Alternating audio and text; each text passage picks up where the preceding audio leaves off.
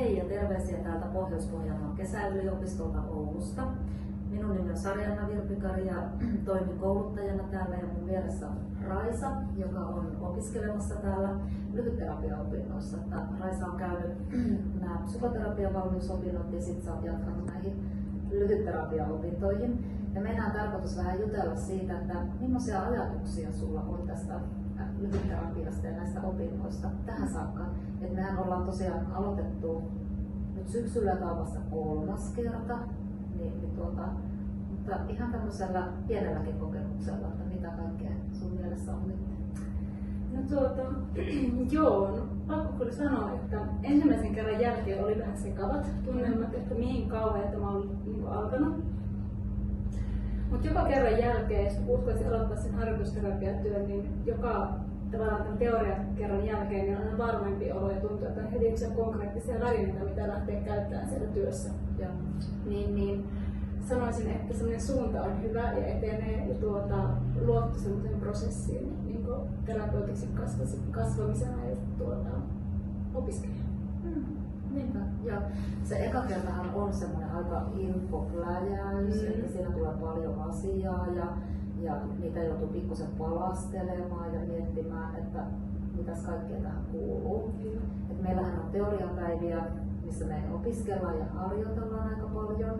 Sitten on pienryhmätyöskentelyä, missä te vielä enemmän yhdessä harjoittelette ja käytte läpi niitä omia asiakaskeissejä ja niitä miten saatte sitten niin kun pienryhmän toiselta jäseniltä myös sitä apua ja tukea niistä. Ja sitten teillä ei ole vielä alkanut, mutta teillä tulee erikseen sitten työnohjauspäivät, jotka tukee sitä omaa ammatillista kasvua ja kehittymistä tässä näiden opintojen aikana. Joo, ja sitä kyllä niin odottaa, että kun tekee sitä harjoitustyötä kuitenkin yksin, niin että saa sen, tavallaan sen työohjauksen siihen tueksi, niin se on kyllä ihan mahtavaa. Niin, joo.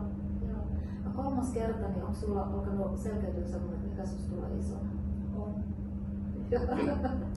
Se on kyllä selkeytynyt ihan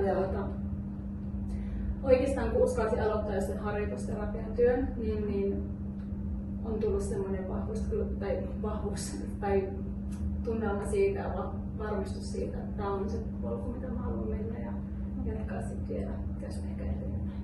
Niinpä, joo, varmaan. Aina kun ikään kuin harjoittelet sitä niin kuin omaa kasvua ja kehittymistä. Kyllä. Joo.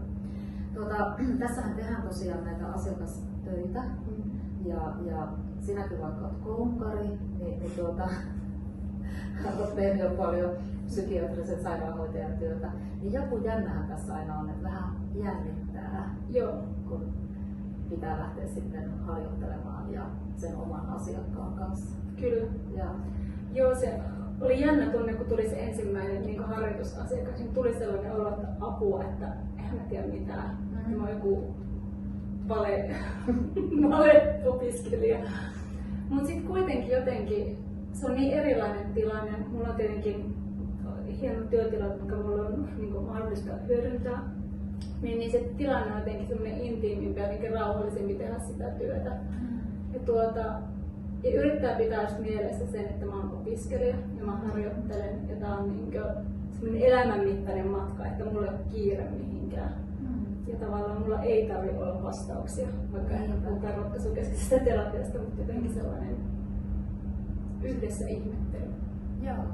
Vielä kysyn sellaisen kysymyksen, että mitä sä oot oppinut, että mitäköhän se terapeuttina oleminen on ja mikä siinä on parasta sun mielestä? Kuunteleminen, kysyminen, että on oikeasti kiinnostunut siitä ihmisen tarinasta. Semmoinen läsnäolo, jossa on mahdollista luottaa tai uskaltaa avautua ja kertoa vaikeistakin asioista. Joo, juuri se kohtaaminen. Kohtaaminen ensisijaisesti, niin vaikka me opetellaan kaikkia menetelmiä ja erilaisia interventioita ja mitä terapiamaailmaan kuuluu, mutta sitten niin kuin loppuviimein niin se ihmisen kohtaaminen, semmoinen arvostava kohtaaminen on varmaan se tosi tärkeää. Kyllä. Ja jokainen on erilainen. Niin, jokainen kohtaaminen on erilainen. Ja jokainen kohtaaminen voi olla terapeuttinen. Parhaimmillaan. Niin, parhaimmillaan. Okei, kiitos. Eli tämmöisellä nopealla keskustelulla niin toivottavasti saitte vähän ajatuksia siitä, että mitä kaikkea terapeuttinen työskentely on, ja lämpimästi tervetuloa mukaan meidän kanssa opiskelemaan. Suosittelen.